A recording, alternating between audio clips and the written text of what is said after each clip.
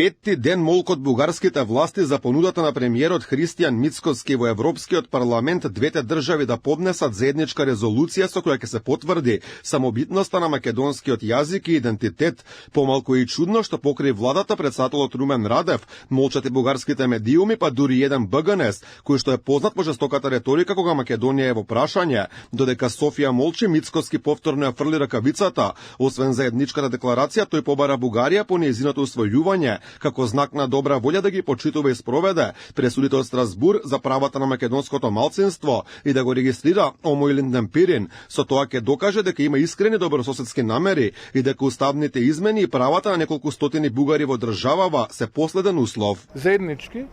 преку бугарските европратеници, да предложиме резолуција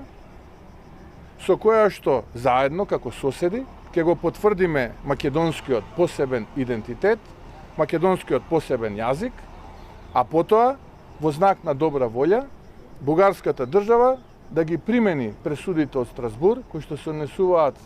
на човековите права, кои што сеускратени на македонците во Бугарија, да регистрира конечно Омоилинден Пирин, за да може Омоилинден Пирин да предложи свој представник во Министерскиот совет за заштита на малцинските права во Бугарија.